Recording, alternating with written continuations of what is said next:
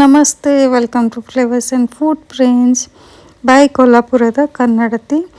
So ಇವತ್ತು ಒಂದು normal ಹಂಗೆ ಡೇ ಇನ್ ಮೈ ಲೈಫ್ ಅಂಥೇಳಿ ಒಂದು ಕ್ಯಾಶುವಲ್ ವಿಡಿಯೋನ ಶೂಟ್ ಮಾಡಾಕ್ತೀನಿ. ಬ್ಲಾಗ್ ಸ್ಟಾರ್ಟ್ ಮಾಡಾಕತ್ತೀನಿ. ಸೊ ಇವತ್ತಿತ್ತು ಐ ಥಿಂಕ್ ವೆನಸ್ಡೇ. ಸೊ ಎದ್ದ ತಕ್ಷಣ ಎಲ್ಲ ಫ್ರೆಶ್ ಅಪ್ ಆಗಿ ನಾನು ಟೈಮ್ ತೊಗೊಂಡು ಸ್ನಾನ ಅದು ಎಲ್ಲ ಮಾಡಿ ಕಿಚನಿಗೆ ಬಂದೆ. ಕಿಚನಿಗೆ ಬಂದು ಬ್ರೇಕ್ಫಾಸ್ಟ್ ಏನು ಮಾಡ್ಬೇಕಂತ ಯೋಚನೆ ಮಾಡ್ಕೊತಾನೆ ಕಟ್ಟಿ ಒರೆಸ್ಕೊಳಕತ್ತಿದ್ನಿ. ಸ್ವಲ್ಪ ಒಯ್ಲಿ ಕನ್ಸಾಕತ್ತಿತ್ತು. ಸೊ ನೀರು ಹಾಕಿನ ಒಂದು ಸ್ವಲ್ಪ ತೊಳ್ಕೊಂಡು ನಿನ್ನೆನೇ ಉಪ್ಪಿಟ್ಟು ಮಾಡಿದ್ದೆ. ಸೊ ಇವತ್ತು ಆಫ್ಕೋರ್ಸ್ ಅವಲಕ್ಕಿನ ಮಾಡ್ಬೇಕಂತ ತಲೆಯಾಗ ಬಂತು. ಅವಲಕ್ಕಿ ಮಾಡ್ಕೊಳಕ್ಕೆ ರೆಡಿ ಮಾಡ್ಕೊಳಕತ್ತಿದ್ನಿ. ನಂಗೆ ಕಂಪೇರಿಟಿವ್ಲಿ ಅವಲಕ್ಕಿ ಮತ್ತು ಉಪ್ಪಿಟ್ಟು ಒಳಗೆ ಅವಲಕ್ಕಿ ಸೇರಂಗಿಲ್ಲ. ನಂಗೆ ಅವಲಕ್ಕಿ ತಿನ್ನಕ್ಕೆ ಹೋಗಂಗಿಲ್ಲ. ಬಟ್ ಸ್ಟಿಲ್ ಏನೂ ಆಪ್ಷನ್ ಇರಲಿಲ್ಲ. ಒಂದಿನ ಉಪ್ಪಿಟ್ಟಿತ್ತಂದ್ರೆ ನೆಕ್ಸ್ಟ್ ಡೇ ಅವಲಕ್ಕಿ ಮಾಡಬೇಕಾಗ್ತೈತಿ. ಸೊ ಅವಲಕ್ಕಿ ಬೇಡದ ಮನಸ್ಲಿ ಅವಲಕ್ಕಿ ಮಾಡೋಕ್ಕೆ ಸ್ಟಾರ್ಟ್ ಮಾಡಿದ್ನಿ. ಅವಲಕ್ಕಿ ಅವತ್ತು ಅಷ್ಟು ಸರಿನೂ ಬರಲಿಲ್ಲ. ಒಂದು ಸ್ವಲ್ಪ ಓವರ್ ಸೋಕಾಗ್ಬಿಟ್ಟು ಸ್ವಲ್ಪ ಮೆತ್ತಗಾಯ್ತು. ಅಷ್ಟೊತ್ತಿಗೆ ದಿವ್ಯಾಂಶನೂ ಸ್ಟಾರ್ಟ್ ಮಾಡಿದ ನಂಗೆ ಅವಲಕ್ಕಿ ಬೇಡ ಅಂಥೇಳಿ. ಅವ್ನು ಯೂಶ್ವಲಿ ತಿಂತಾನೆ, ಉಪ್ಪಿಟ್ಟು ಅವಲಕ್ಕಿ ಎರಡೂ ತಿಂದಿರ್ತಾನೆ. ಬಟ್ ಅವತ್ತು ಅವನಿಗೆ ಮ್ಯಾಗಿ ಬೇಕಂತೇಳಿ ಸ್ಟಾರ್ಟ್ ಮಾಡಿದ. ಸೊ ನಮ್ಗೆ ಅವಲಕ್ಕಿ ಮಾಡ್ಕೊತಾನೆ ಅವನಿಗೆ ಸೈಡ್ ಬೈ ಸೈಡ್ ಮ್ಯಾಗಿನೂ ಮಾಡೋಕ್ಕೆ ಅವನಿಗೆ ಸ್ವಲ್ಪ ಇಟ್ಕೊಂಡ್ಬಿಟ್ಟೆ. ಸೊ ಅವಲಕ್ಕಿ ಅದು ಮಾಡಿ ಒಂದು ಸ್ವಲ್ಪ ಹೊತ್ತು ಟಿ ವಿ ನೋಡಿ ಮೊಬೈಲ್ ಸ್ಕ್ರೋಲ್ ಮಾಡಿ ಸ್ವಲ್ಪ ಹೊತ್ತು ರೆಸ್ಟ್ ಮಾಡಿ ಮಧ್ಯಾಹ್ನದ ಅಡುಗೆಗೆ ಪ್ರಿಪರೇಷನ್ ಮಾಡ್ಕೊಳ್ಬೇಕಿತ್ತು. ಸೊ ಪಲ್ಯ ಏನೇನದಾವ ಅಂಥೇಳಿ ಚೆಕ್ ಮಾಡಿಕೊಂಡೆ.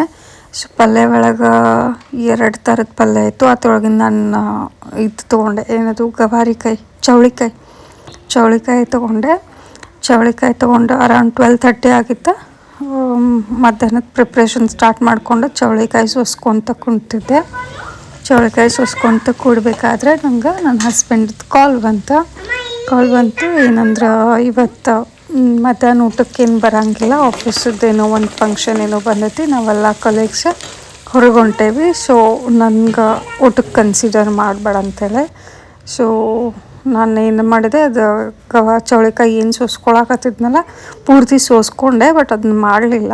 ಯಾಕಂದ್ರೆ ನಾನು ಇಬ್ಬರ ಸಂಬಂಧನ ಅಷ್ಟೆಲ್ಲ ಮಾಡೋದು ಅದೆಲ್ಲ ವೇಸ್ಟ್ ಆಗ್ತೈತಿ. ಅವನು ಏನು ಪಲ್ಯ ತಿನ್ನಂಗಿಲ್ಲ, ನಾನು ಒಬ್ಬಾಕಿ ಸಂಬಂಧ ಎದಕ್ಕೆ ಮಾಡ್ಕೊಳ್ಳೋದು ಅಂತೇಳಿ ಅದನ್ನೆಲ್ಲ ನೀಟಾಗಿ ಸೋಸಿ ಒಂದು ಕವರ್ನಾಗ ಹಾಕ್ಕೊಂಡು ಫ್ರಿಜ್ ಒಳಗೆ ಇಟ್ಕೊಂಡ್ಬಿಟ್ಟೆ. ಈವ್ನಿಂಗ್ ಅಥವಾ ನೆಕ್ಸ್ಟ್ ಡೇ ಮಾಡೋಕ್ಕೆ ಬರ್ತೈತೆ ಅಂಥೇಳಿ. ಸೊ ನಾನು ನೂನಿಗೇನು ಅಡುಗೆದೇನು ಪ್ಲ್ಯಾನನ್ನು ಇಟ್ಕೊಳ್ಳಿಲ್ಲ. ನಮ್ಮಿಬ್ಬರಿಗೆ ಅಂಥೇಳಿ ಏನು ಮಾಡಿದೆ, ಡೈರೆಕ್ಟ್ ಹೆಂಗೂ ವೆನಸ್ಡೇ ಇತ್ತು, ಒಂದು ನಿಯಾಜಿದ್ದು ಬಿರಿಯಾನಿ ಆರ್ಡ್ರ್ ಮಾಡಿಬಿಟ್ಟೆ. ಒಂದು 30 ಮಿನಿಟ್ಸ್ ಒಳಗೆ ನಮ್ಮದು ಬಿರಿಯಾನಿನೂ ಬಂತು. ನಾ ಅರೌಂಡ್ 1:15 ಮಾಡಿದ್ನಿ. 1:45 ಅಂದ್ರೆ ನಮ್ಮದು ಬಿರಿಯಾನಿ ಬಂದುಬಿಟ್ಟಿತ್ತು. ಬಿಸಿದ್ದು ಡೆಲಿವರಿ ಕೊಟ್ಟಿದ್ರು ಅವರು. ಫುಲ್ ಟೇಸ್ಟಿ ಇತ್ತು. ನಮ್ಮ ನಿಯಾಜದ ಬೆಳಗಾವದ ಬಿರಿಯಾನಿ ಅಂದ್ರೆ ಮಸ್ತ್. ಸೊ ಇಬ್ಬರು ಒಂದ್ರೊಳಗೆ ನಮ್ಗೆ ಸಾಕಾಗ್ತೈತಿ. ಇನ್ಫ್ಯಾಕ್ಟ್ ನಾವು ಒಂದು ಸ್ವಲ್ಪ ಉಳಿಸಿದ್ವಿ ಹತ್ರಾಗ.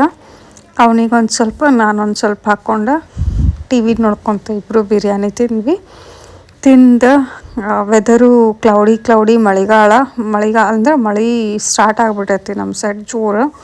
ಸೊ ಮಲ್ಕೋಬೇಕಂಥೇಳಿ ಮಲ್ಕೊಳಕ್ಕೆ ಹೊಂಟಿದ್ನಿ. ಬಟ್ ರೂಮ್ ಅದು ಎಲ್ಲ ಭಾಳ ಹೊಲಸಾಗಿತ್ತು. 1-2 ಡೇಸಿಂದ ನಾನು ಕ್ಲೀನಿಂಗ್ ಅದು ಮಾಡಿರಲಿಲ್ಲ. ಅರ್ವಿನೂ ಮಷಿನ್ಗೆ ಹಚ್ಚಿರಲಿಲ್ಲ. ಒಂದು ಸ್ವಲ್ಪ ಹಲ್ಲು ನೋವಿತ್ತು ಅದಕ್ಕೆ. ಸೊ ಅದನ್ನೆಲ್ಲ ಮಲ್ಕೊಂಡ್ರೆ ಏನೂ ಆಗಂಗಿಲ್ಲ ಅಂಥೇಳಿ ದಿವ್ಯಾಂಶಿಗೆ ಒಂದು ಸ್ವಲ್ಪ ಬ್ಯುಸಿ ಇಟ್ಟೆ. ಅವನಿಗೆ ಟಿ ವಿ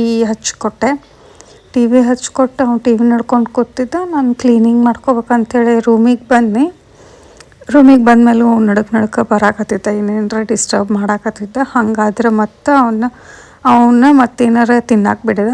ಸೊ ಅವನಿಗೆ ಒಂದು ದಾಳಂಬ್ರಿ ಹಣ್ಣಿತ್ತು, ಅದನ್ನ ಸ್ವಲ್ಪ ಬಿಚ್ಕೊಟ್ಟು ಟಿ ವಿ ಹಚ್ಕೊಟ್ಟು ಅವ್ನು ಡಿಸ್ಟ್ರ್ಯಾಕ್ಟ್ ಮಾಡಿ ನಾನು ಮತ್ತೆ ಬಂದು ರೂಮ್ ಕ್ಲೀನ್ ಮಾಡೋಕ್ಕೆ ಸ್ಟಾರ್ಟ್ ಮಾಡಿದ್ನಿ. ಫುಲ್ಲು ರೂಮೇನು ಕ್ಲೀನ್ ಆಗಲಿಲ್ಲ. ಬಟ್ ಆದಷ್ಟೆಲ್ಲ ಅರ್ವಿ ಏನೇನು ಮಷಿನ್ಗೆ ಹಾಕೋವಿದ್ದು ಅವನ್ನೆಲ್ಲ ಮಷಿನ್ಗೆ ಹಾಕಿ